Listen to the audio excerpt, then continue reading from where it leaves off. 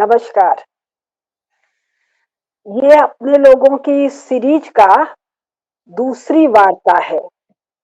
पहली वार्ता में आप लोगों ने देखा कि अब हम लोगों में जो सबसे कम आयु के विवेक भटनागर जी हैं, ये विद्वता में सब पर भारी पड़ रहे हैं। इन्होंने राजस्थान उदयपुर में रहते हैं। इनका पूरा परिचय पिछली बार दिया और इनका परिचय इस इंटरव्यू में आप लोगों को और मिलेगा। इन्होंने जो बताया वो मेरी समझ से भारत में 2 4 10 लोगों को पता होगा। अब हम विवेक भैया से 2 3 बात बताकर पूछ रहे हैं। मेरे हाथ में ये पुस्तक है इलियट एंड डाउसन की, पहला वॉल्यूम। ऐसे 8 वॉल्यूम है। ये वॉल्यूम छपा है पहली बार 1849, यानी इसका कागज पत्थर लिखना पढ़ना तैयार हुआ 1830 से 1849 के बीच। तो हेनरी एलियट का जो ओरिजिनल प्रीफेस है उसकी 4 लाइन पढ़ रहे हैं। पहला पेज से ये कह रहा है कि जी हमने एक काम लिया है कि मुसलमानों का इतिहास लिखेंगे। क्यों लिखेंगे ये बहुत बाद में मैं आपको बताऊंगी, 5वें 6वें या 7वीं वार्ता में। तो ये कह रहा है कि 1830-40 जब भी, क्योंकि 49 का प्रीफेस मैं पढ़ रही हूँ, तो ये कह रहा है कि जी मैंने ये लिखने के लिए पुस्तकें इकट्ठी करनी शुरू की। 1830 40 49 क्या है, 1857 अभी नहीं हुआ है। बहादुर शाह जफर दिल्ली में बैठा है और भारत में जो उल्लू के या लल्लू के जो पट्टे हैं वो ये बताते हैं कि भारत में मुस्लिम राज्य चल रहा है। कब तक? 1857 से। कब से? 1526 बाबर से। इस इलियट को भारत में दिल्ली में बाबरनामा नहीं मिला, मुस्लिम इतिहास की पुस्तकें नहीं मिली। मैं पढ़ रही हूं पहला paragraph. At the same time it was intimated that as few people, few का मतलब नहीं के बराबर, as few people were acquainted with the particular works which should be selected to form such a series। वो किताबें इकट्ठी करवाना चाह रहा है। कहां पर? कलकत्ता में बैठ के। ईस्ट इंडिया कंपनी का स्टाफ है और उल्लू के पट्टों के अनुसार 1757 बैटल ऑफ प्लासी से भारत पर इनका राज है और धर्मपाल जी वगैरह के अनुसार 500 साल से भारत को कब्जा करने की तैयारी है। इसको लोग नहीं मिले जो मुस्लिम पीरियड के बारे में पुस्तकों को जानते हैं। एक बात। दूसरे पैराग्राफ में,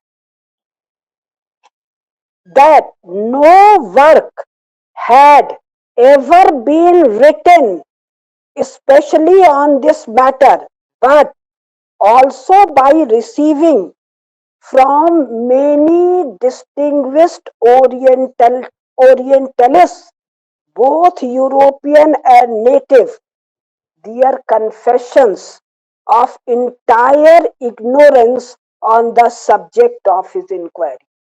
इलियट महोदय लोगों से बात कर रहे हैं, जानकारी इकट्ठा करना चाह रहे हैं। तो इनके अनुसार उस वक्त कोई ओरिएंटलिस्ट लोग थे जो कि थे नहीं, हम आपको अपने दूसरे सीरीज में बता चुके हैं।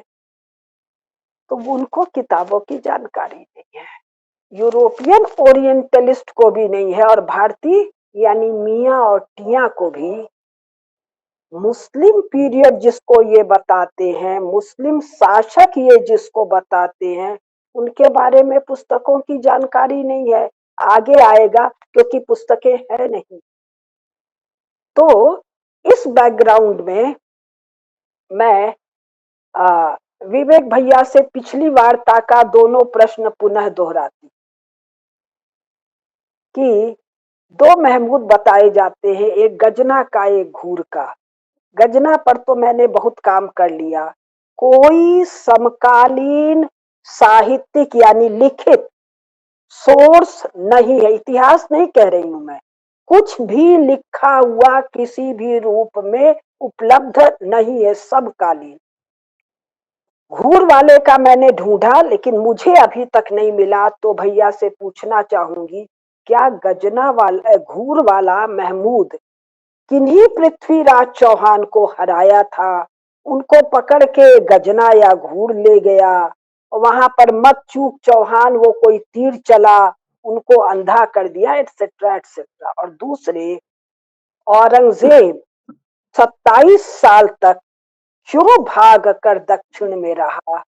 क्या उन्हीं के कारण जिनकी कथा आप सुना रहे हैं?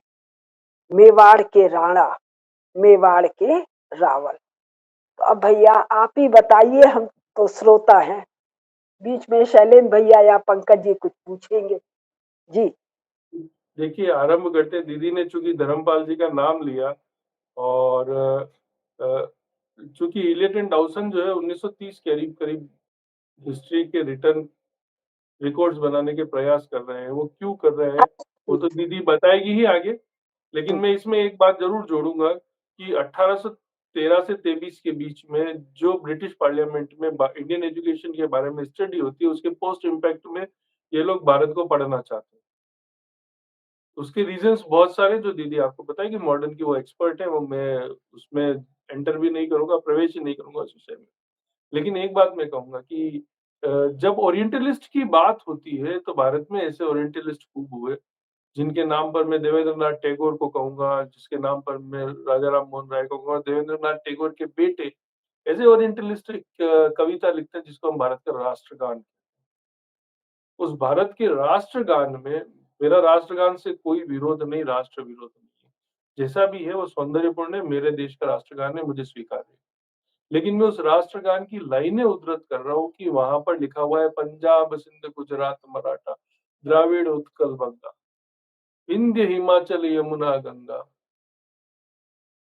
उत्कल जलधि तरंगा, ये लिखा हुआ है ना। वहां पर राजस्थान कहीं उपलब्ध नहीं है, मालवा कहीं उपलब्ध नहीं है, बुंदेलखंड कहीं उपलब्ध नहीं है, छत्तीसगढ़ उपलब्ध नहीं है, तेलंगाना उपलब्ध नहीं,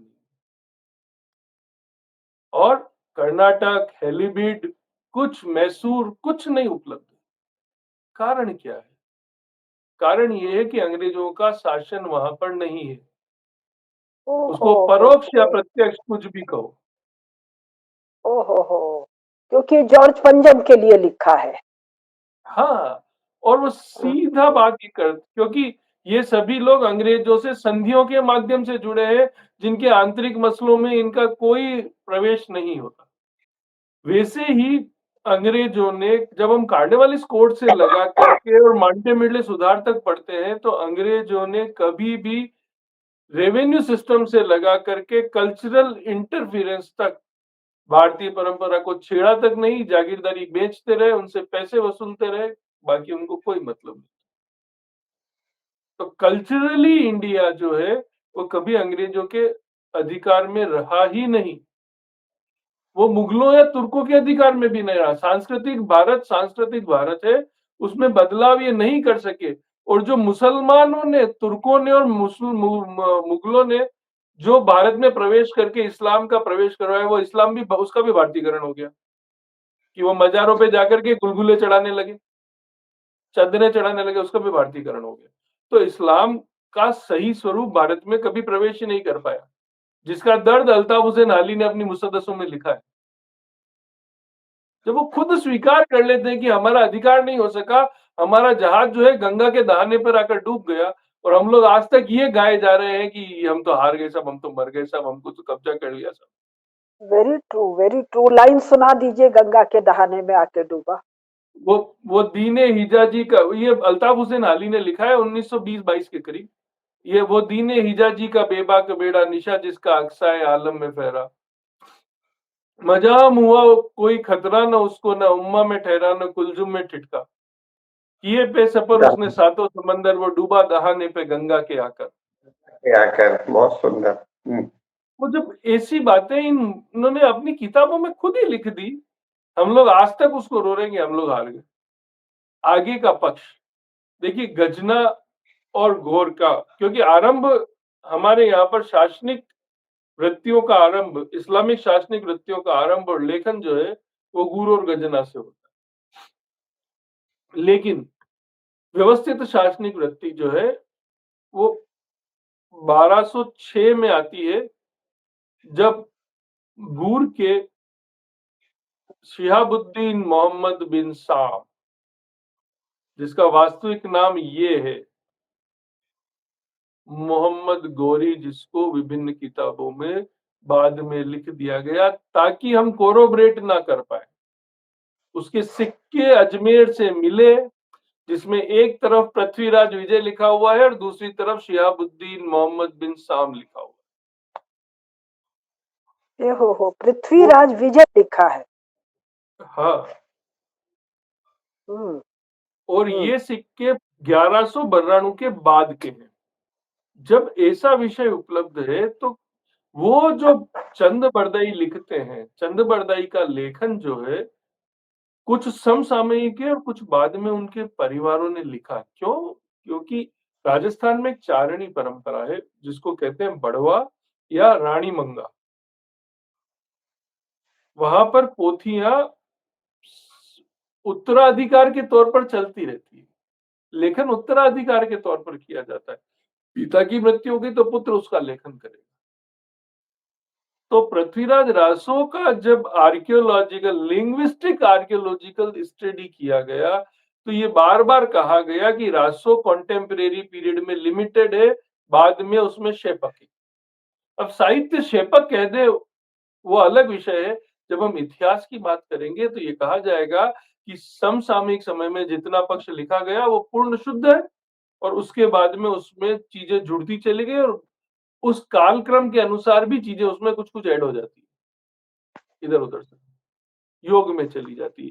तो रासों को गलत कहना ठीक नहीं है, लेकिन रासों में कुछ चीजों का मिश्रण हो जाने से जो गड़बड़ियां आई है वो गलत है और उसके अनुसार पृथ्वीराज का को गिरफ्तार करके गजनी ले जाना संभव ही नहीं है। क्यों? क्योंकि गजना का गुड़ जो है 1196 में मर गया और उसको मारने वाले जो है वो खोखर है, जो उनके निजी रिकॉर्ड बताते हैं, उनके काल के रिकॉर्ड बताते हैं, जिसमें सबसे मजबूत लेखन जो करता है वो करता है हसन निजामी तबकाते नासिरी में, जो गूर की मृत्यु के 16 साल बाद लिखना शुरू होती है। उसमें व्यवस्थित रिकॉर्ड मिल जाता है। इसलिए हम ये कंफ्यूज नहीं कर सकते कि कॉन्टेम्परेरी टाइम की किताब मोहम्मद गौरी या शिहाबुद्दीन मोहम्मद बिन साम के बारे में उपलब्ध नहीं है। ठीक है, दो पक्ष। तीसरा पक्ष और है कि उसके गुलामों की फौज है। एक बात सभी को ध्यान रखनी चाहिए कि शिहाबुद्दीन मोहम्मद बिन साम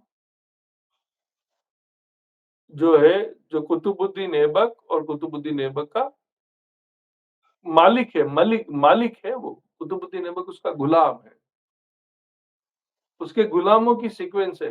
तो सबसे पहला जो गुलाम आता है वो कौन सा आता है? वो शिहाई गुलाम है, लिखा हुआ मिलता है हमको। वो सभी गुलाम कुतुबुद्दीन ऐबक शिहाई गुलाम, मतलब शिहाबुद्दीन मोहम्मद साहब का गुलाम। कुतुबुद्दीन का गुलाम जो है वो कुतुबी गुलाम कहलाता है। और वो कौन कौन है? वो नसीरुद्दीन अल्तमश है, शमशुद्दीन अल्तमश है, बलबन है, और भी उसके चहलगाइन जो शमशुद्दीन अल्तमश है उतनी चहलगाइन बनाता है, वो सभी कुतुबी गुलाम है, वो सभी कुतुबी गुलाम है। और रिकॉर्ड पर मिलता है जो बलबन ने अपनी वसाए लिखवाई और स्वयं अल्तमश के समय में तबकाते नासिरी लिखी हुई है, उसमें साफ लिखा हुआ है कि शमशुद्दीन अल्तमश जो है वो कुतुबी गुलाम। लेटर पार्ट अल्तमश के गुलाम भी हुए जो शमशी गुलाम कहलाए और बलबन के गुलाम भी हुए। तो बलबन का गुलाम तो था जलालुद्दीन खिलजी, और जलालुद्दीन खिलजी का गुलाम कोई राजा नहीं बना, उसका भतीजा राजा बना। और उसके भतीजे का भी कोई गुलाम ज्यादा टाइम सर्वाइव नहीं कर पाया। लेकिन बलबन का गुलाम जो था गाजी मलिक, वो गयासुद्दीन तुगलक के नाम से राजा बना। तो गुलामों की एक ट्रेल पूरी हमको समझा देती है कि ये लोग कौन है और कैसे हैं और कहाँ से अराइज कर रहे हैं, और लिखित में मिल रहा है हमको और किताबें रिकॉर्ड पर मिल रही है। ये बाकायदा बलबन ने अपनी वसीयत लिखाई, वसाया लिखाई, जो कि वो सीखता है। बलबन पहला व्यक्ति है जो खुद को कहता है कि मैं अफरसियाब का वंशज हूं। नहीं, सॉरी, अल्तमश पहला व्यक्ति है जो कहता है कि मैं अफरसियाब का वंशज हूं और मैं इल्बारी तुर्क हूं। वो अपने आप को अरब से नहीं जोड़ता है, वो अपने आप को इस्लाम से नहीं जोड़ता है, वो अपने आप को जोरास्ट्रियन से जोड़ता है। खुद लिखवा रहा है। बलबन खुद को कहता है कि मैं एक इल्बारी तुर्क हूं। लेटर पार्ट जब हम बाबर पर पहुंचेंगे तो बाबर ने कहा मैं तो चगताई शाखा का तुर्क हूं। अब आप सोचिए कि किसी का कोई लेना देना अरब से नहीं है, सभी का लेना देना कैस्पियन के पश्चिम से, मिडिल ईस्ट के ऊपर से है, और सबके सब तारिम बेसिन में जाके खत्म हो रहे हैं मंगोलिया के पास। ये उसी ब्लॉक के लोग, ये उसी समाज से आते हैं जिनसे कभी कनिष्क आया, कभी तोरमान आया, कभी मिहिरकुल आया, लेकिन अरबों की आंधी ने उनको मुसलमान बना दिया, वो रुक नहीं सकी गुलाम बन के। अब मैं घूर के महमूद की, क्योंकि पिछली टॉक में मैंने आधा अधूरा छोड़ दिया था, मैं मेवाड़ बोलने लग गया था लगातार। आज मैं आज मेवाड़ भी पर मेवाड़ बोलना है मेवाड़ी को लेटर बोलना है। लेटर आधे घंटे बाद करेंगे उस बात ठीक को। ठीक। उसमें हम लोग अगर अध्ययन करते हैं तो हमको पता चलता है कि अलाउद्दीन जहां सोच, जो कि घूर के महमूद का बड़ा भाई है, उसने गजना के लोगों को, गजनी को नष्ट किया, जिसको गजना या गजनी कहा जाता है, उसको नष्ट किया, उस पर हमला करके उसमें आग लगा दी शायद 1170 के करीब, और उसको जहां सोच की उपाधि मिली। जहां सोच मतलब दुनिया को जलाने वाला। ये दोनों भाई जो है और इनका बाप जो है, जिसने की घूर पर अधिकार किया, ये सब बौद्ध थे। एक बहुत बड़ा लीडर उस इलाके में हुआ जिसका नाम था अलिप्त गिन, जो गजनी के महमूद का बाप था। वो भी बौद्ध था, नौबहार का। उसको तत्कालीन खलीफा, करीब 1000 से पहले की बात है, ये 900 के करीब, 900 और 90 के करीब की बात है, तत्कालीन खलीफा ने अलिप्त गिन को अपना गुलाम बनाया और उस पर कब्जा कर लिया। इस पूरी ट्रेल में 1160 तक आ जाते, 150 साल के पीरियड में एक चेन ऑफ बौद्धों के कन्वर्ट होने की रिकॉर्ड मिलता है। अब मैं ये सब स्ट्रांगली क्यों कह सकता हूँ, ये बात मैं क्यों बोल रहा हूँ ऐसी? मुझे किसी रेफरेंस की मांग नहीं है उनके लिए। मेरा सबसे बड़ा रेफरेंस है आर्कियोलॉजी। आर्कियोलॉजी में दो साइट्स मिलती है हमको। एक मिलती है नौबहार, जहां पर एक अग्यारी मिली है और वहां पर पूरे जोरास्ट्रन के रिकॉर्ड मिले हैं, और उसके साथ में एक बौद्ध स्तूप मिला है। दोनों इक्वली एग्जिस्ट कर रहे हैं। दूसरा शहर है शौर्तगुई, जो आमूर दरिया के किनारे स्थित है, और पूरे के पूरे प्रमाणिक तौर पर वो हड़प्पा जैसा है। वहां पर भी एक बौद्ध मठ के मिले हैं। और ये दोनों, जिन दो दो सक्सेशन 160 साल के अंतर पर मैं बोल रहा हूं जिन लोगों के बारे में, वो दोनों उसी इलाके से आते। ये आमू दरिया के किनारे वाला नगर का क्या नाम बताया आपने? शौर्तगुई। शौर्तगुई। शौर्तगुई। उसके ये एक्सकेवेशन का पूरा रिपोर्ट पब्लिश है, उसके एक्सकेवेशन का पूरा रिपोर्ट पब्लिश है।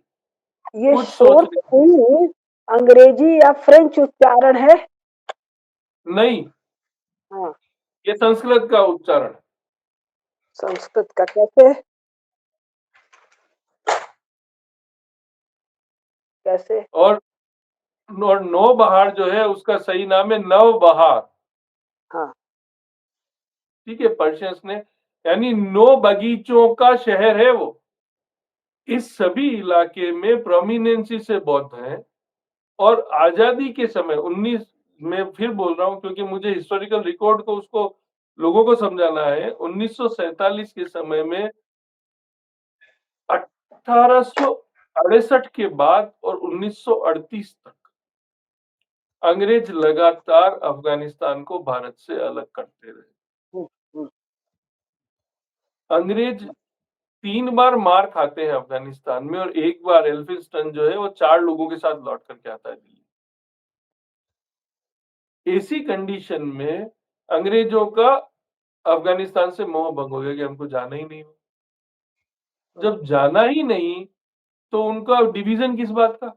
आपने क्या सोच करके कहा कि हमारे अधिकार में नहीं है? भाई तुम्हारे अधिकार में नहीं, हमने मान लिया अंग्रेज कब्जा नहीं कर सकते, हम जो तो राजस्थान पे कब्जा नहीं कर सके, मालवे पर कब्जा नहीं कर सके, बुंदेलखंड पर कब्जा नहीं कर सके, तो अंग्रेज ये मान लेते ना कि हम यहाँ पर भी नहीं। डिवीजन तो भारत से इनको भी अलग कर देना चाहिए था। वो जिस एरिया में थे वही भारत नहीं था, अफगानिस्तान भारत था। उस अफगानिस्तान में 1938 में जब उन्होंने भारत से अलग उसकी घोषणा कर दी, तो 1947 में जब वो लोग छोड़ते हैं भारत को, तो अफगानिस्तान में करीब-करीब 22 से 25% तक हिंदू, बौद्ध, सिख और जैन है।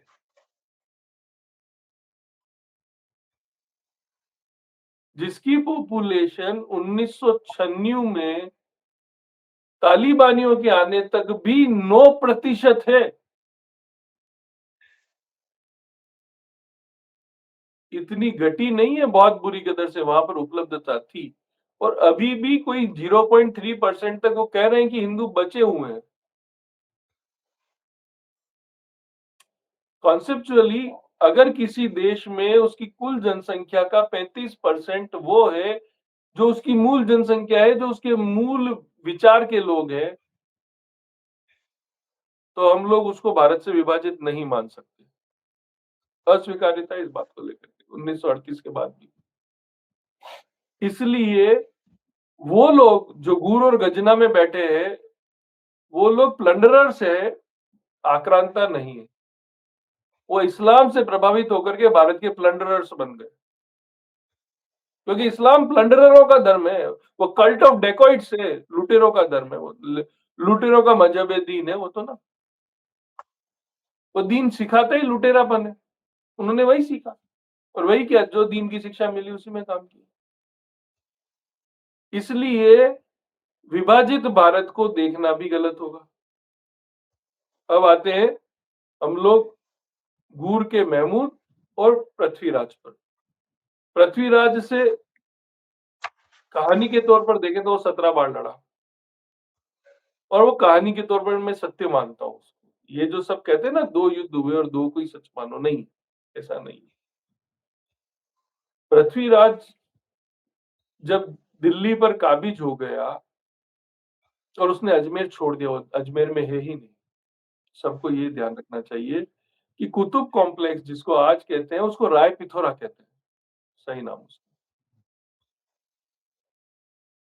तो जब राय पिथौरा उसकी राजधानी है मेहरौली में, जिसको मेहरौली बाद में कहा, मेहरावली से मेहरौली हुआ और राय पिथौरा उसका कॉम्प्लेक्स, एडमिनिस्ट्रेटिव कॉम्प्लेक्स है, तो फिर हम कैसे कहें कि वो अजमेर में है और अजमेर की कहानी क्यों गढ़ी जाए?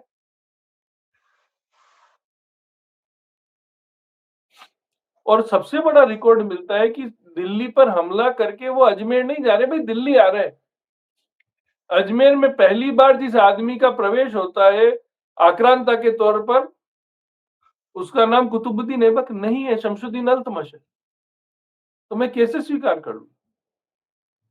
एक और कहानी है, हिस्टोरिकली पूरा राइट है, ऐतिहासिक तौर पर पूर्णतया स्पष्ट सुस्पष्ट लिखा हुआ मिलता है कि राय पिथौरा के चाचा गोविंद चंद्र ने महमूद गौरी के आक्रमण के दौरान उसके सबसे प्रमुख सेनापति कुतुबुद्दीन ऐबक पर हमला किया। ये युद्ध रणथंबोर के पास का है, बयाना के आसपास का कहीं का। जिसमें उसने उसके मुंह पर अपने भाले से वार किया, उसके 2 दांत टूट गए सामने के और जन्मभर टूटे ही रहे। और भाला उसने रोक लिया, उसके सिर में नहीं घुसाया। कुतुबुद्दीन ऐबक इतना डर गया कि वो भाग नहीं सका, घोड़े सहित गिरफ्तार किया गया। और गौरी जो है वो भाग करके दिल्ली से पार दीपालपुर पहुंचने में सक्षम रहा। दीपालपुर कहाँ है? दीपालपुर का है। दीपालपुर प्रेजेंट पाकिस्तान में एबटाबाद के पास पड़ेगा। पंजाब का बॉर्डर है। दीपालपुर पहुंचने में सक्षम रहा, दीपालपुर चला गया। उसके करीब करीब पूरे 11 महीने बाद में वो पुनः आक्रमण करता है। तब तक पृथ्वीराज जो है वो परमर्दी देव से लड़ करके अपने चाचा और अपने सेनापति चामुंडराय को गवा चुका है और उसकी सेना कमजोर पड़ गई युद्ध लड़के। ये निश्चित तौर पर गौरी को समझ में आ रहा होगा कि पृथ्वीराज इस वक्त कमजोर स्थिति में है। उसके दो सेनापति प्रमुख मर चुके हैं और उससे पहले वो अपने एक सेनापति को जहर देके मार चुका था, जिसका वर्णन प्रारंभिक रासों में आता है, जिसको कैमास कर्णटी प्रसंग कहते हैं। कर्णटी पृथ्वीराज के दरबार की एक नृत्यांगना है जिसको कैमास बहुत पसंद करता है, पृथ्वीराज भी बहुत पसंद करता है। कर्णटी के लिए पृथ्वीराज कैमास को कहता है कि तू इससे बात ही नहीं करेगा, लेकिन वो कैमास कर्णटी को पसंद करता है, कर्णटी कैमास को पसंद करती है। पृथ्वीराज को जब समझ में आता है तो कैमास को मरवा देता है। उसके 3 सेनापति मर गए, अब बच गए अकेले पृथ्वीराज नेतृत्व करने के। उस सैन्य नेतृत्व में पृथ्वीराज की पराजय होती है, ये सत्य, इसको हम डिनाई नहीं कर सकते। लेकिन ये हार अजमेर में नहीं हुई, ये हार होती है तराइन में और वो आता है दिल्ली। गौरी आता है दिल्ली और दिल्ली में तोड़फोड़ करता है, तो उसकी राजधानी तोड़ता है। राजधानी तोड़ता है तो राजधानी तोड़ देता है तो मंदिर तोड़ता है, तो राजधानी के आसपास के मंदिर तोड़े गए। इसीलिए हमको दिल्ली में इंस्क्रिप्शंस पे लिखा मिलता है कि उसने 27 मंदिर तोड़ करके, 27 जैन और हिंदू मंदिर तोड़ करके और उसने इस कॉम्प्लेक्स को खत्म कर दिया। इसको बाद में उसका अपना सेनापति और भारत का गवर्नर उसी के जिंदा रहते रहते कुव्वतुल इस्लाम नाम से मस्जिद बनाता है। अब वो कुव्वतुल इस्लाम मस्जिद का नाम कुव्वतुल इस्लाम रखता ही क्यों है, आज तक लोगों को समझ में नहीं आता कि कुव्वतुल इस्लाम का मतलब क्या होता है। हम लोग जब कुव्वतुल इस्लाम मस्जिद का टेक्निकल डिस्क्रिप्शन पढ़ेंगे, अरबी से उसको हिंदी में करेंगे, पर्शियन वर्ड ही नहीं वो अरबी शब्द, तो पता लगेगा कि इस्लाम की कुव्वत का मॉन्यूमेंट, इट इज नॉट मस्जिद। इस्लाम की ताकत दिखाने का एक हमने नमूना भारत में प्रस्तुत किया है कि उन मंदिरों को तोड़ करके हमने एक मस्जिद बनाई है जिसका नाम है कुव्वतुल इस्लाम मस्जिद, इस्लाम की कुव्वत की मस्जिद। इन सभी थ्योरीज को पढ़ने के बाद में ये बात बहुत स्पष्टीकरण के साथ साफ है कि पृथ्वीराज जो दिल्ली में शासन कर रहा है उसका शासन बुंदेलखंड पर नहीं, वहां तो परमर्दी देव, महोबा, और पृथ्वीराज का शासन मेवाड़ पर नहीं है, वहां पर हंसपाल राजा है, रावल हंसपाल। और पृथ्वीराज की दादी प्रीताबाई मेवाड़ की बेटी है, तो भानेज हुआ मेवाड़ का, नवासा हुआ, मेवाड़ से लड़ेगा नहीं, दोस्ती। लेकिन उधर उसके झगड़े हैं, घेड़वारों के राठौड़ों से झगड़े, मतलब वो कन्नौज में भी नहीं है, मतलब वो महोबा में भी नहीं है, मतलब वो मेवाड़ में भी नहीं है। वो अजमेर से लगा करके दिल्ली का राजा है और थोड़ा सा उत्तर पंजाब में, और उसको अंतिम हिंदू सम्राट कह करके हम लोगों ने कहानियां गढ़ रखी, भारत की पराजय की कहानियां गढ़। कैसे संभव है भाई? कौन इन कहानियों को हमको सुनाता है और क्यों सुनाता है?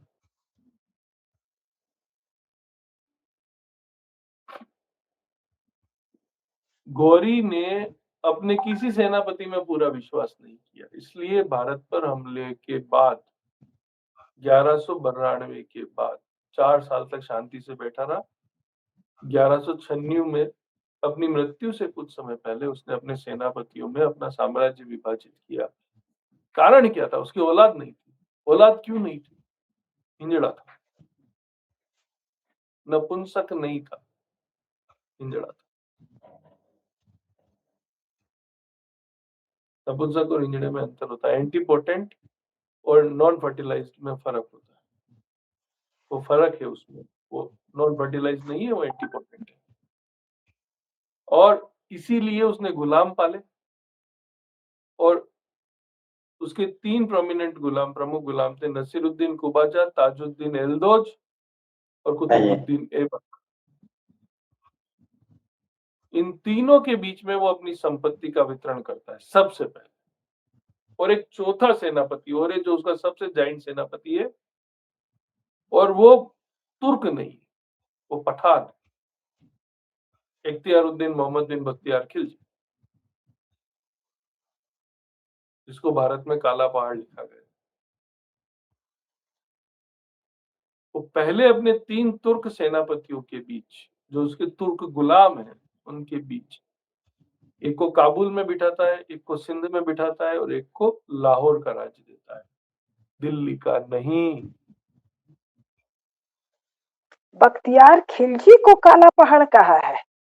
हाँ, कि मलिक काफूर को? नहीं, बख्तियार मलिक काफूर तो किसी स्त्री से ज्यादा सुंदर था, उसको काला पहाड़ कौन कहेगा?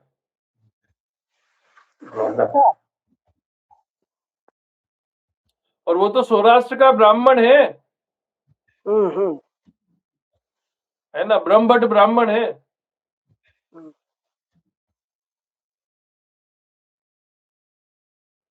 तो इस प्रकार से भारत का कोई साम्राज्य विभाजित नहीं होता है। लाहौर में एक आदमी बैठा है जिसका कब्जा दिल्ली तक है, दिल्ली से आगे कहीं नहीं है। एक आदमी सिंध में काबिज बैठा है और एक आदमी काबुल में बैठा है, यानी पश्चिमी भारत पर इस गुर का कब्जा हो गया है। पूर्वी भारत उसके आगे कहीं नहीं है, यानी हम लोग सतलज या रावी से नीचे, सरस्वती से नीचे इनको नहीं देख सकते, उसके ऊपर ही ऊपर है। और कुछ हिस्से जमुना में प्रवेश कर चुके हैं, ज्यादा नहीं आ पाए, जब दिल्ली के उस पार भी नहीं कि ये लोग कन्नौज पहुंच जाए, कन्नौज भी नहीं पहुंचे। लेकिन एक आदमी है जो भारत में विनाश के लिए निकलता है, वो निकलता है लाहौर को पार करके और गंगा घाटी को पार करता हुआ, शहरों का नाश करता हुआ, लोगों को मारता पीटता बंगाल पहुंच जाता है। बंगाल में लोग उसको मार कूट करके बर्बाद कर देते हैं और वो वहीं मर जाता है, लौट करके भी नहीं आता। उसका नाम है इख्तियारुद्दीन मोहम्मद बिन बख्तियार खिलजी। उसकी इस यात्रा और इस विनाश को वो लोग कहते हैं कि इख्तियारुद्दीन मोहम्मद बिन बख्तियार खिलजी ने कुतुबुद्दीन ऐबक के साम्राज्य को बंगाल तक बढ़ा दिया। कुतुबुद्दीन ऐबक ने जीवन में दिल्ली के आगे नहीं देखा, प्रशासनिक व्यवस्था नहीं करी, बंगाल तक बढ़ कैसे गया? और खिलजी का शासन स्थायी बन ही नहीं सका क्योंकि वो लड़ भिड़ करके वहीं मर गया, छोटी मोटी तोड़फोड़ के बाद। तो इसको शासन नहीं कहा जा सकता, इसको लुटेरापन कहा जा सकता है कि लूट पट्टी के लिए आया, वो भी ले जा नहीं सका, वहीं छोड़ना पड़ा उसको। और राज्य उन्हीं लोगों का बना रहा जो लोग वहां थे। उसकी लूट के दौरान वो लोग, हमारे गांवों में भी जब पुराने जमाने में धाड़ा मारने की प्रथा थी, धाड़ा मारने के लिए धाड़ाएती आते थे, लुटेरे आते थे, तो लोग गांव छोड़ करके सामान लेके निकल जाते थे, खाली घर देख करके। वो जितना उनको मिलता था उतना ले जाते और बाकी वापस गांव आके बस जाता, वहां वापस लोग आ जाते। यही कुछ हुआ, इससे ज्यादा कुछ नहीं हुआ। लेकिन हम लोग इसको ऐतिहासिक तौर पर गलत ढंग से रिप्रेजेंट करते रहे हमारी हार के नाम। ये सारी की सारी कहानियां अंग्रेजों ने गढ़ी। घड़ने का कारण ये है, जहां तक मेरी समझ है, दीदी जितना विश्लेषित करेगी वो आगे होगा, मेरी समझ ये कहती है कि अंग्रेजों को एक लेजिटिमेसी और एक राइट चाहिए था भारत पर राज करने, जिससे वो लोगों को ये बता सके कि हम अधिकारी हैं इसको करने। उन्होंने एक प्रयास किया कि भारत में जितने भी बाहर से लोग आते हैं वो शासन करते हैं, भारतीयों ने कभी शासन नहीं। आर्य बाहर के बता दो, कुषाण भारत के बाहर के हैं, इंडो पार्थियंस भारत के बाहर के, इंडो ग्रीक्स भारत के बाहर के, लिखो इंडो ग्रीक, लेकिन भारत के बाहर के। ये तुर्क जो मूलतः भारतीय सीमा के रहने वाले हैं, जिन भारतीय सीमाओं का जिनको पता नहीं कहां पर है, जो लोग नक्शे पर बैठ करके और डूरेंट लाइन खींचते हैं और रेड क्लिफ खींचते हैं, उन लोगों को पता ही नहीं भारत का एक कंटूर तक नहीं बनाया जिंदगी में। उन लोगों ने हमारे को समझाया कि ये सीमा भारत के बाहर है, ये सीमा भारत के अंदर है। कौन समझाएगा? क्यों समझाएगा? किसी के इस्लाम ग्रहण कर लेने से उसका भारतीय न होना प्रमाणित नहीं होता। पहला तो अगर ये लोग इस्लाम की गिरफ्त में है और बर्बाद है तो उसको सुधारने का जिम्मा हम लोगों का है कि ये लोग उससे बाहर आए।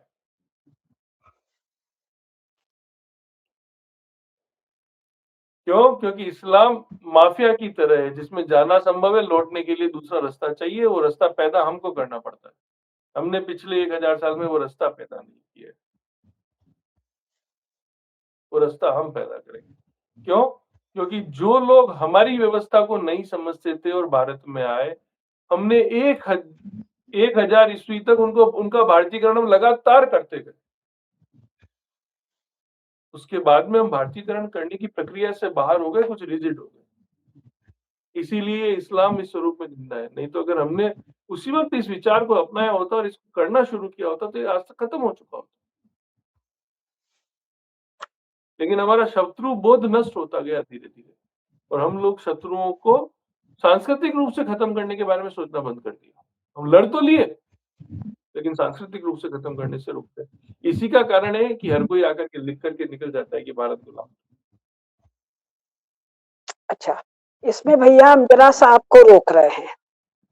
ये जो इलियट एंड डाउसन वाली जो पुस्तक लेके बैठ रहे हैं, ब्रिटिशर्स का ईस्ट इंडिया कंपनी के साधारण कर्मचारियों का ये पहला प्रयास है भारत के को पराजित दिखाने का, एक एब्सर्ड एफर्ट। और ये एब्सर्ड एफर्ट क्यों है, ये इलियट के प्रीफेस के पृष्ठ संख्या 19 पर कह रहा है।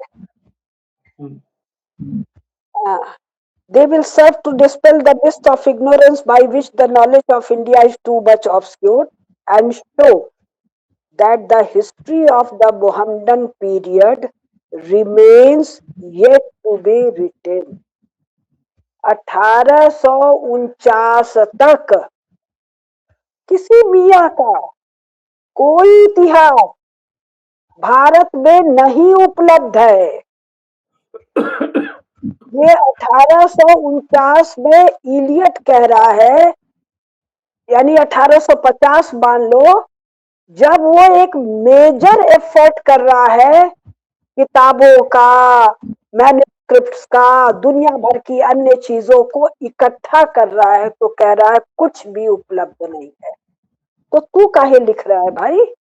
तो ये कह रहा है, वही पृष्ठ संख्या Roman 19, we should no longer hear bombastic babu. East India Company जो बंगाल में है, कहाँ पर? कलकत्ता जिसका हेडक्वार्टर है। कैसा हेडक्वार्टर? बंगाल का एकदम दलदली किनारे का इलाका। क्यों? क्योंकि ये लोग कोढ़ी टाइप के लोग हैं, तो मद्रास, मुंबई और कोलकाता एकदम दलदली इलाके में इनको फेंका गया है। 1850 में इनके वॉयसराय की क्या स्थिति है, ये आप लोगों को मैं अलग बताऊंगी स्वयं उनके लेखन से। तो 1850 तक बंगाल के बाबू, यानी वो बंगाली जो ईस्ट इंडिया कंपनी में नौकरी कर रहे हैं, पूरा वर्णन है इस पेज पर, 19 पेज पर, पेज 20 पर और पेज 21 पर। वो इनको 2 कौड़ी का समझ। बिल्कुल। ये लोग क्या बता रहे हैं? कौन? लल्लुओं के शागिर्द या एमसीसी के शागिर्द। एम मतलब मुस्लिम, सी मतलब चर्च वाले, दूसरा सी मतलब कम्युनिस्ट। कम्युनिस्ट तो एमसीसी, हाँ कम्युनिस्ट, कम्युनिस्ट हाँ वही तो कहा मैंने, वही कहा। पहला एम मुस्लिम, दूसरा सी चर्च वाले या क्रिश्चियन, तीसरा सी कम्युनिस्ट। तो ये एमसीसी के जो शागिर्द हैं ये क्या बताते हैं? 1757 में भारत पर कब्जा हो गया, या 1757 में बंगाल पर कब्जा हो गया, 1840, करीब करीब 90 साल हो गया। तो आम बंगाली तो इनको छूने लायक कोढ़ ही नहीं समझता है। आम बंगाली, कलकत्ता में बैठा हुआ बंगाली, लेकिन जो बंगाली ईस्ट इंडिया कंपनी में नौकरी कर रहा है वो कौन बंगाली है? बंगाल का सबसे गरीब आदमी जो म्लेच्छ गो मांस भक्षक की नौकरी कर रहा है और अपना धर्म खो रहा है, वो इनको दो कौड़ी का नहीं समझता है, इन पर हंसता है, इनको थप्पड़ लगाता है।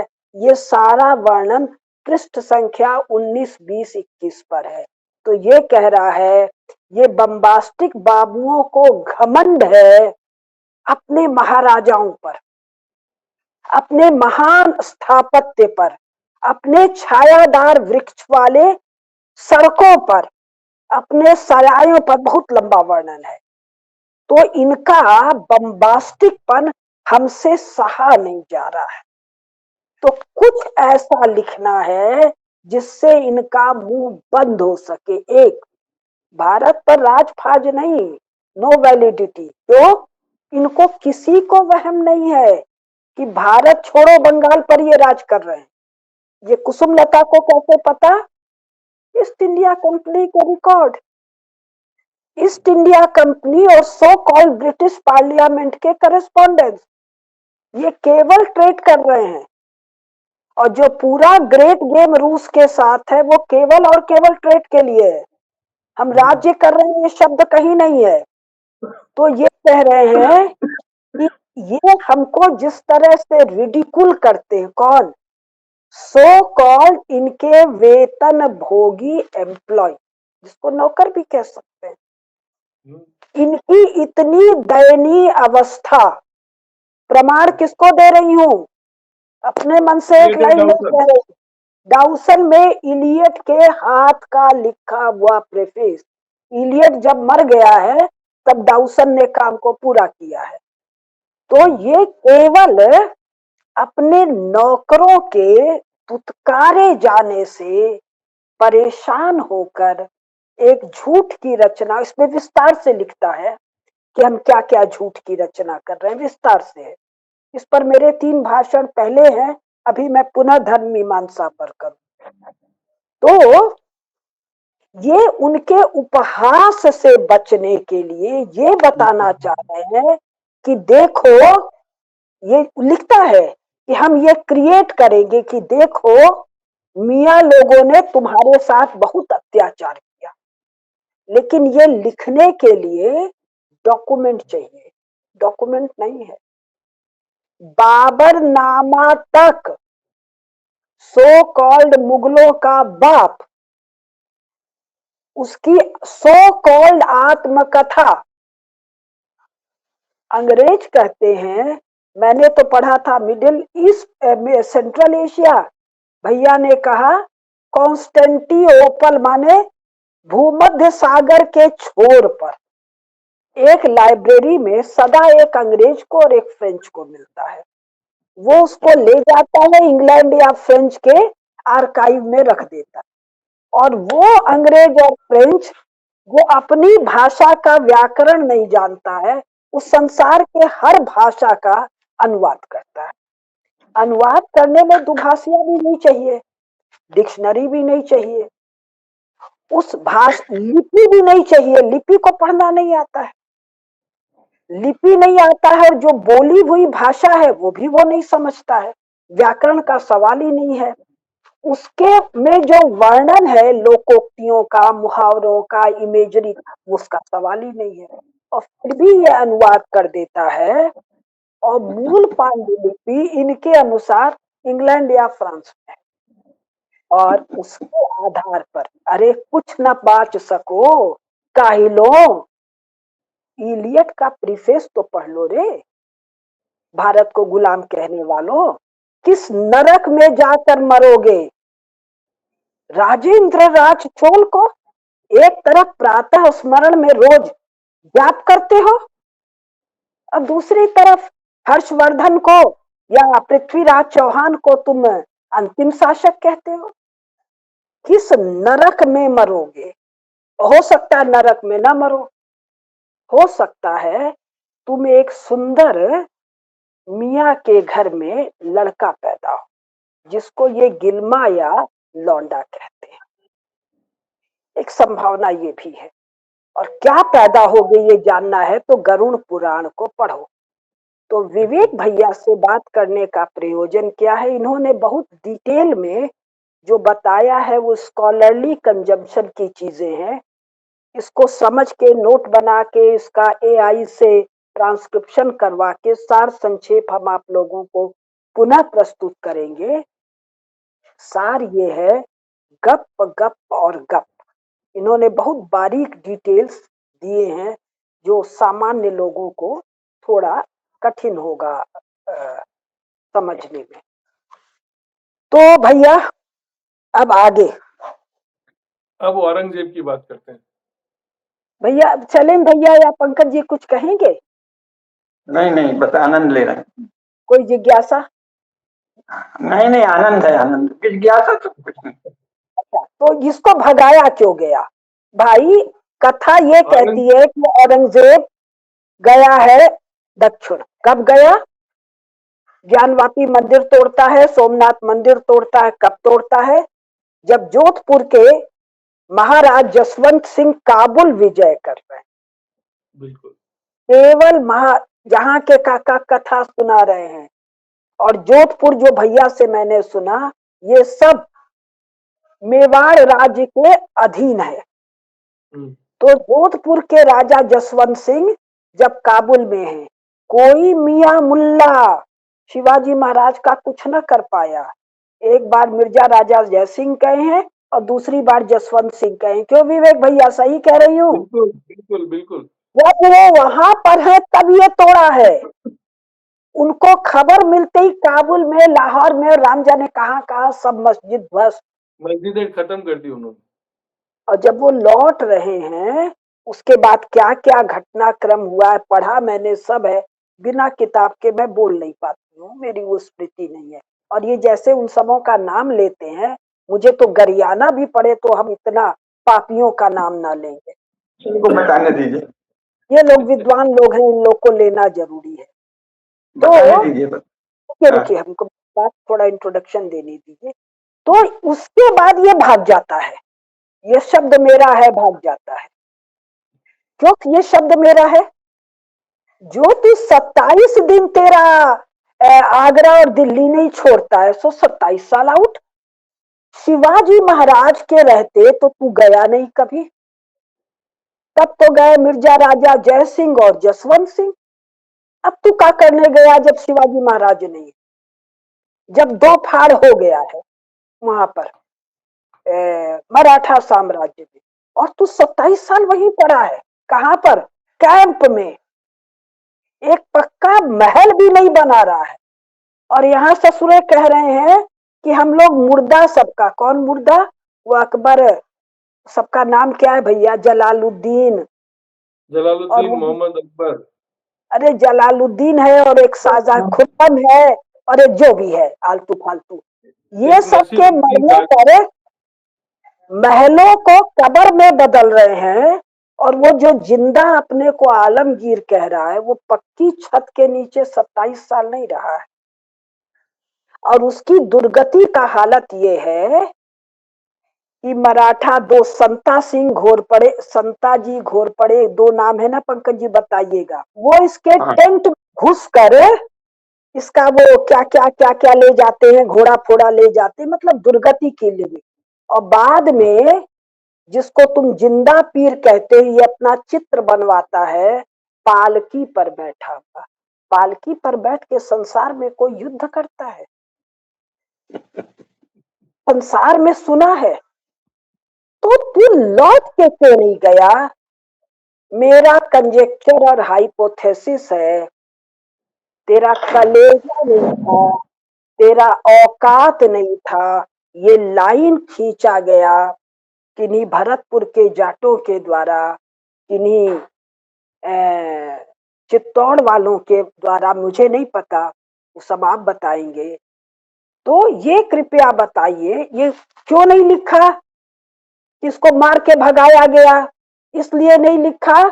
ये सब लिख रहे हैं। और इसके बाद एमसीसी लिख रहे हैं और जबरन भारत के ऊपर नेहरू एंड कंपनी लाद रहे हैं। तो सवाल ये उठता है, इसकी ऐसी दुर्गत हुई कि अपने राजधानी नहीं लौट पाया। और वही भरतपुर के जाट लोग हैं जो अकबर का वो कोई मर गया तो ये लोग नीचे दबा देते हैं कब्र वब्र में, उसको बड़ा पक्का सीमेंट का और मार्बल वार्बल लगा देते हैं। जाटों ने फाड़ दिया और उसका हड्डी फड्डी सब निकाल लिया, कह रहे हैं हड्डी को दोबारा जमा कर दिया। तो अब ये जो है अकबर है, ये जाएगा कहाँ? एनीवे, तो बताइए। देखिए दीदी, राजस्थान एक ऐसा विशेष स्थान है जहाँ पर अजीबोगरीब किस्से बहुत शामिल होते हैं। अभी लेटेस्ट में कहानी है, गुजरों का मुख्य केंद्र है आसिंद, भीलवाड़ा में, उदयपुर के पास। आसिंद में देवनारायण जी का मंदिर और जन्म स्थान और सब कुछ है, जो वहां का मूल स्थान है। उस आसिंद में मियों ने अपने समय में मजार बना दी, एक मजार बना दी किसी बाबा की। गुजरों ने कोर्ट केस किया, तो कोर्ट में उनको लगा कि हम कोर्ट केस हार जाएंगे, कुछ पंगा हो जाएगा। ये मैं बहुत लेटेस्ट सुना रहा हूँ, आजादी के बाद की बात, कि स्वभाव कैसा है उससे पता चलेगा।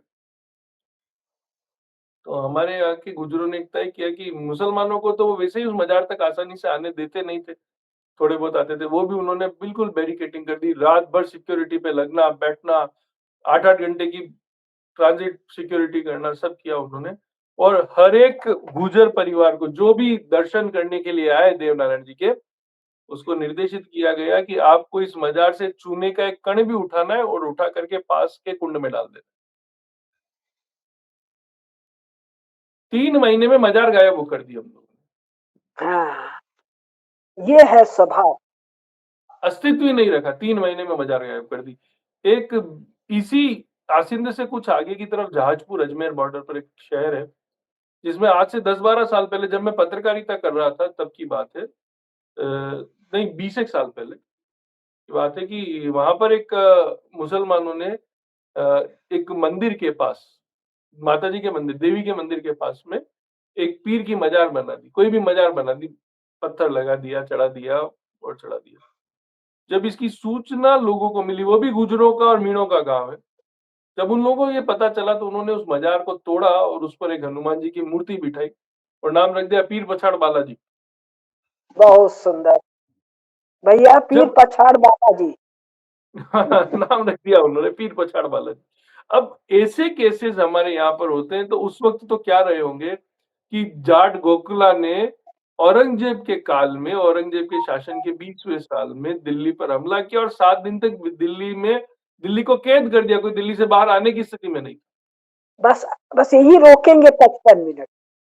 औरंगजेब के 20वें साल के शासन में जाट गोकुला, यानी पूरे भारत का शासक नहीं, जाटों का शासक। सिनसिनी का, वो भरतपुर का भी नहीं है, भरतपुर बाद में बनता है। अच्छा, सिनसिनी का, वो सब सिनसिनी। जो भी डिटेलिंग समझेंगे। समवन नॉट सो इम्पोर्टेंट, कोई राजेंद्र कौन नहीं है, कोई शिवाजी महाराज नहीं, जस्ट समवन। गोकुल जाट औरंगजेब की राजधानी सो कॉल्ड में चढ़ जाता है, हरा देता है, 7 दिन उसको कंट्रोल करता है। कौन सा औरंगजेब?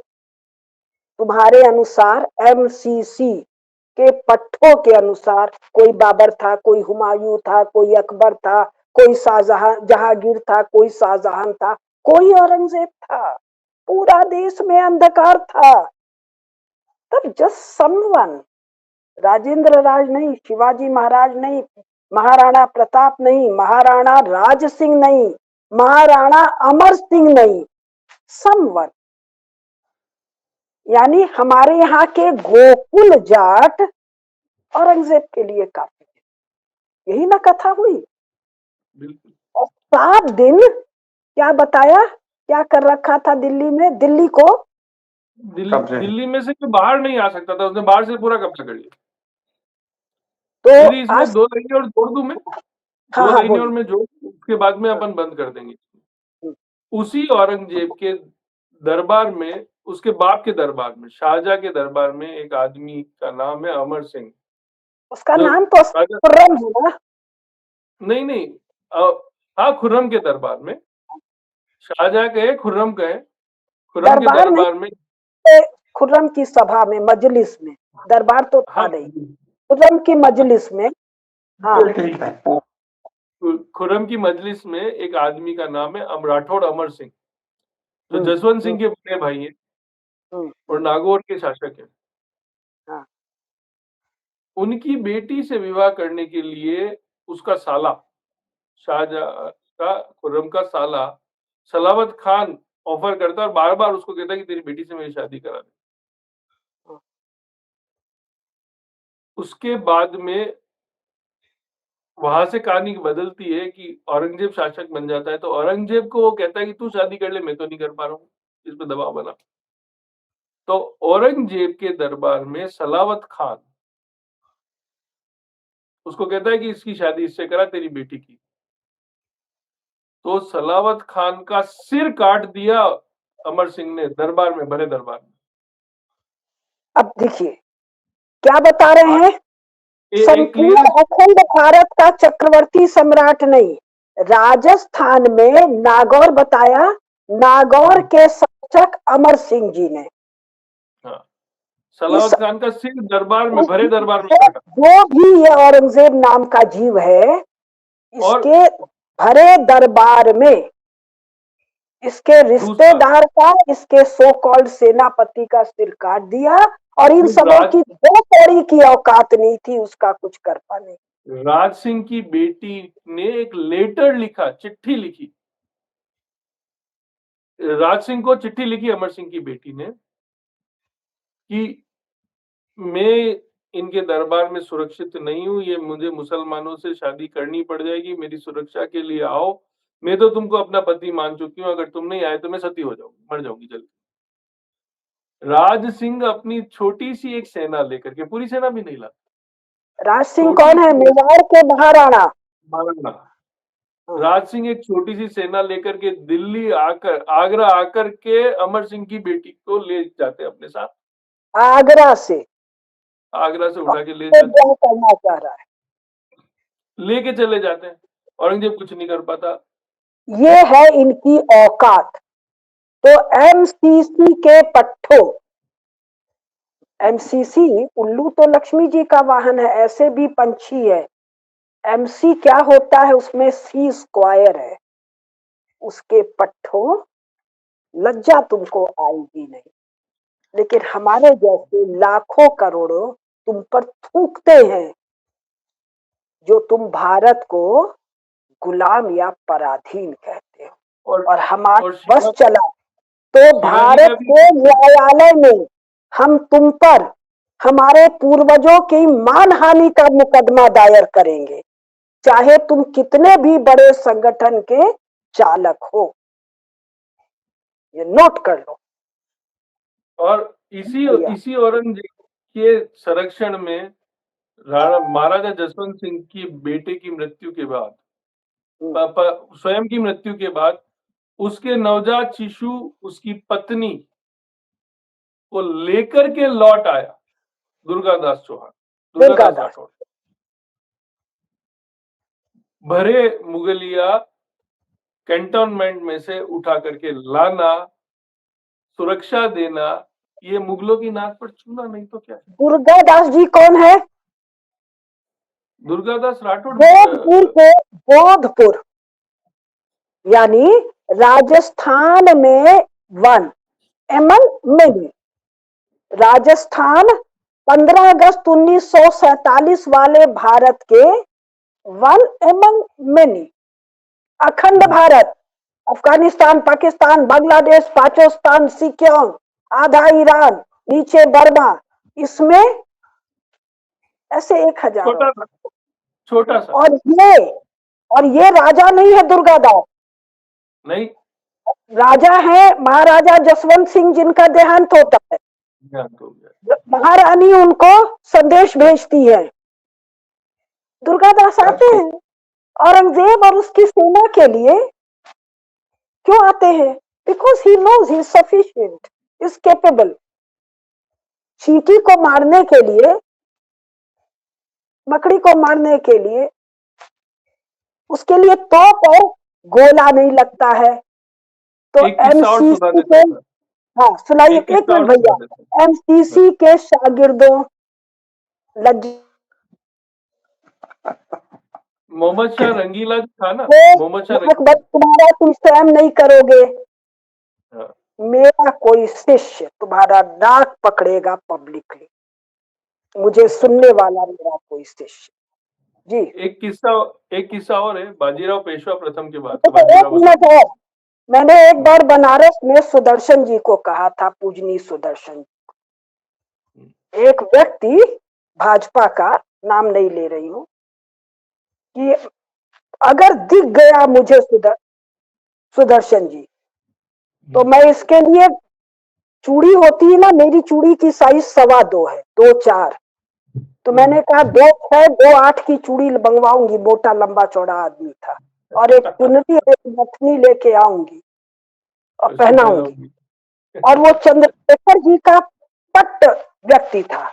चंद्रशेखर जी सुने तो इतना हंसे, बोले देखा कहियो जइहा मत, वो पहना दी तो के बड़ा फजीहत हो जाए, तो सावधान, आई कैन डू दिस। यदि आज के बाद भारत के एक प्रतापी सम्राट को, जिनको महाभारत महात्मन कहकर बुलाता है, अगर पराधीन कहा, मैं कभी भी चुनरी उड़ा दूं, and you know no one can stop. तो जी बाजीराव बल्लाड़ के समय का एक किस्सा है कि बाजीराव बल्लाड़ के आक्रमण से डर करके मोहम्मद शाह रंगीला बड़ा परेशान है। तो मोहम्मद शाह रंगीला अपने दरबारियों को कहता है कि यार कोई उसकी तस्वीर, उसकी शक्ल तो कोई मुझे दिखाओ, मैंने तो उसको देखा भी नहीं। तो बाजीराव बल्लाड़ की एक पेंटिंग बनाई जाती है। बाजीराव बल्लाड़ घोड़े पर सवार है, हाथ में पट्टा है, कंधे पर डाला हुआ पट्टा, जिससे जो उनका मुख्य हथियार है। घोड़े पर बैठे हुए, शाम का अंधेरा हो रहा है, गोधूली वेला है, तो पीछे से अरुणाभ सूर्य की कांति उनके पीछे से आ रही है, और हाथ में वो ऐसे ऐसे कर रहे हैं। वो गेहूं की बालियां, सीकी हुई बालियां घोड़े पर बैठ करके बजा करके खा रहा है। जिस आदमी को घोड़े पर बैठने की इतनी क्षमता हो कि वो 24 घंटे घोड़े पर बैठ सके, उनसे कौन लड़ सकता है? नाम सुन के भाग गया था तुम्हारा एम। अंग्रेजों ने, नहीं थी। अंग्रेजों के एक लेखक हैं कर्नल स्लीवन, जिनका रिकॉर्ड बहुत जगह रेफरेंस में मिलता है हमको। वो लिखते हैं कि घोड़े पर बैठा एक प्रेत है बाजीराव बल्लाड़। ये खौफ का स्तर है, ये डर का स्तर है, जिन भारतीयों से, उन भारतीयों को हम लोग पराजित और गुलाम बताते हैं। हम लोग नहीं, एमसीसी के मतलब वो एमसीसी, एमसीसी के पत्ते, हम लोग बिल्कुल नहीं, बिल्कुल एमसीसी। आगे 2 किस्से मेवाड़ के। महाराणा प्रताप ने हल्दी घाटी में एक तलवार के वार से लोहा पहने हुए 7 फुटे बहलोल खां को सिर से घोड़े सहित काट दिया आर पार। कहानियां मिलती है। एक दोहा मिलता है हमको, जिसमें ये कहा गया है कि यानी जरासंध बहलोल के वध में ये व्यतिरेक भीम कियो द्वे भुजन से राणा कियो बस एक। मतलब हाँ, जरासंध और बहलोल के वध में एक ही अंतर है कि भीम ने 2 भुजा से जरासंध को फाड़ा और राणा ने 1 हाथ से फाड़ दिया। बहुत इस सुंदर। तरीके से उनके वर्णन मिलते हैं हमको। वैसा ही उनका पुत्र भी करता है अमर सिंह, दिवेर के युद्ध में हाँ, 1583 में, जब वो महाराज को मारे, जब वो मेवाड़ का युवराज है, तो वो अकबर के चाचा शेरीमा सुल्तान को सीने में भाला मारता है। भाला घोड़े को बीतता हुआ जमीन में घुस जाता है, शेरीमा सुल्तान सतपुटा हवा में लटक जाता है। अब वो भाले में फंसा हुआ, वो मरे भी नहीं, जिए भी नहीं, तड़पे। तो प्रताप ने कहा कि पहले तो इसको जमीन से बाहर निकालो। तो घोड़े से तो बाहर निकाल लिया, लेकिन वो भाला उसके सीने से नहीं निकले, वो आधा हवा में लटका रहा। तब शेरीमा सुल्तान ने कहा कि भाई जिसने मुझे मारा है वही निकालेगा, उसको बुलाओ। प्रताप से कहा। तो युवराज अमर सिंह आए तो उनसे भी नहीं खींचा भाला, तो उसके सीने पर पैर रख करके बाहर निकाला भाले को। और उसके बाद में मरता हुआ शेरीमा सुल्तान कहता है कि भाई प्यास लगी, कुछ पिला दो। तो प्रताप ने कहा भाई तेरे को आबे जमजम तो हम पिला नहीं सकते, क्योंकि हमारा सिस्टम नहीं है। हम तो तेरे को गंगा जल पिलाएंगे, पी के मरना हो तो ये पी के मर जा, तुमको गंगा जल पिलाए। तो हमारे शौर्य और पराक्रम का डर ये है कि वो लोग दिवेर के युद्ध के बाद में मेवाड़ के 36 थाने कुछ ही दिनों में खाली करके भाग गए। ये वास्तविकता है भाई। एक्सटेंशन हम कर नहीं पा रहे थे, परिस्थितियां थी, लेकिन तो अब हम मैं हमारे कंक्लूड क्षेत्र कर में मजबूत थे। तो अब मैं कंक्लूड कर रही हूँ हाँ, कि बिल्कुल। सुनो रे एमसीसी के शागिर्दों, हमारे यहाँ वीर रस का गायन होता है, चारण गाते हैं। मैंने काशी में बुलाया था हल्दी घाटी गायन के लिए। कौन थे पंकज जी? रत्नू जी जो आए थे, उनका पूरा क्या नाम था? और जहां मैं बैठी हूँ यहाँ आल्हा उदल गाया जाता है, आसाम में गाया जाता है, कर्नाटक में गाया जाता है, छत्तीसगढ़ में गाया जाता है, मयूरभंज में गाया जाता है, समस्त जम्बू द्वीप में गाया जाता है। एमसीसी के शागिर्दों, अगर माँ का दूध पिया है तो अपने मति को शुद्ध करने के लिए यूट्यूब में ही ये गायन सुन लो। पंकज जी, रत्नू जी का पूरा नाम बताएंगे? याद नहीं आ रहा। रत्नू जी इनके याद है बस। इनका परिवार मेवाड़ के महाराणाओं का चारण है और हल्दी घाटी युद्ध में लड़े हैं। और इनको मैंने काशी बुलाया था, जब मैंने इनको देखा था स्वामी रामदेव जी के यहाँ, 3 कार्यक्रम कराया, एकदम शांत स्वर, कोई नगाड़ा गाड़ा कुछ नहीं, और वो धीमे धीमे धीमे धीमे लय में गा रहे हैं, कोई आरोह अवरोह नहीं। छोटे छोटे बच्चे बैठे हैं, मैं मारवाड़ी हूँ, राजस्थानी हूँ, भाषा मेरे अंदाज से समझ में आ रही है। सबके रोंगटे खड़े थे। कहाँ पर? बनारस में, जो शायद उस भाषा को नहीं सुन पाए, समझ नहीं पाए, किंतु उस भाषा ने, उस गायन ने जो स्पंदन किया, रोए खड़े हो गए। एमसीसी के शागिर्दों, अगर तुमको नरक में नहीं जाना है, अपने पुरखों का नाम नहीं ल जाना है, तो तुम केवल यूट्यूब पर ये सुन लो। और ये जो 100 साल डॉक्टर हेडगेवार, गुरुजी गोलवलकर के पुरुषार्थ का ये जो 100वां साल है, देश भर में इसका गायन करा दो। नमस्कार।